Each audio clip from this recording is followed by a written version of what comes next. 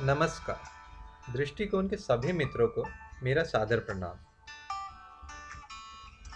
शाम को घर आते ही बाबा ने मनु से पूछा, क्यों मनु, आज तुम खेलने नहीं गए? नहीं बाबा, आज स्कूल से बहुत सारा होमवर्क मिला है। अगर खेलने गया तो यह पूरा नहीं हो पाएगा। मैं भी आपकी तरह जल्दी से बड़ा होना चाहता हूँ। फिर मुझे कोई भी होमवर्क नहीं करना पड़ेगा।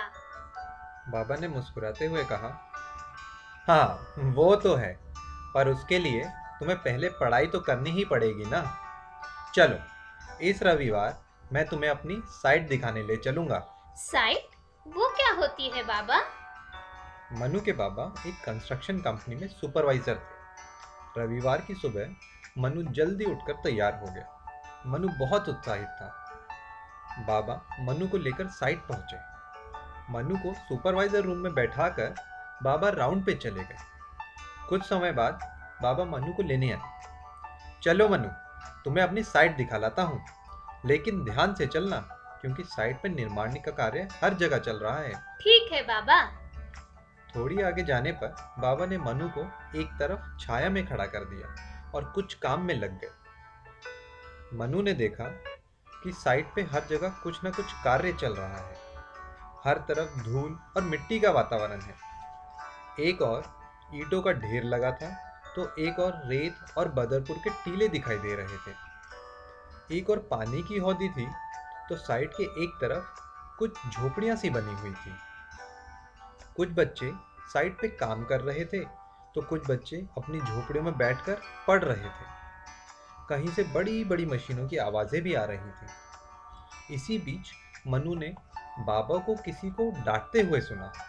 इतनी ऊंची आवाज में बोलते हुए मनु ने बाबा को कभी देखा नहीं था। जब बाबा वापस आए तो मनु ने पूछा, बाबा, आप उन्हें क्यों डांट रहे थे? साइट के सभी कार्यों को बड़ी सावधानी से करना पड़ता है मनु। एक छोटी सी गलती किसी को नुकसान भी पहुंचा सकती है। इसीलिए जब कोई बिना हेलमेट या सुरक्षा उपकरणों के कार्य करता है तो उन्हें डांटना भी पड़ता है। साइट पे घूमते हुए मनु ने कई बार बाबा को ऊंची ऊंची इमारतों की मंजिलों पे चढ़ते उतरते देखा। इतनी धूप में भी सबको मिलकर काम करते हुए देखकर मनु हैरान था। इतनी कठिन परिस्थितियों में भी सब कैसे काम कर रहे थे। मनु, तुम अब खाना खा लो। और आप बाबा? मुझे कुछ काम खत्म करना है, मैं उसके बाद खा लूंगा।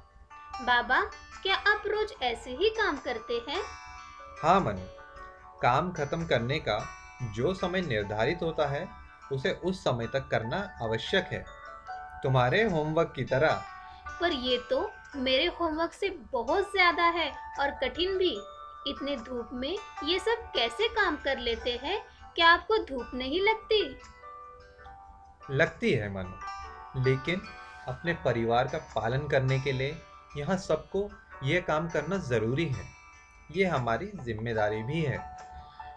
और बाबा, क्या वो बच्चे स्कूल नहीं जाते? जाते हैं मनु, उनके पास साधनों का अभाव होने की वजह से कभी कभी उनकी शिक्षा पूरी नहीं हो पाती। बाबा, मुझे लगा था कि सबसे मुश्किल काम स्कूल जाना और होमवर्क करना ही है। पर यहाँ आने के बाद मुझे अब वो सब आसान लगने लगा है।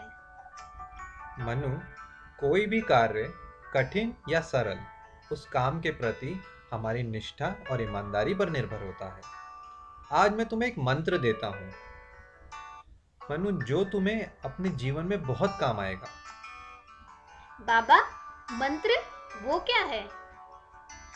जब भी तुम्हें कोई कार्य मिले तो उस कार्य को हाँ या ना कहने की बजाय तुम यह कहना कि मैं इसे पूरी निष्ठा और ईमानदारी से करने का प्रयास करूंगा।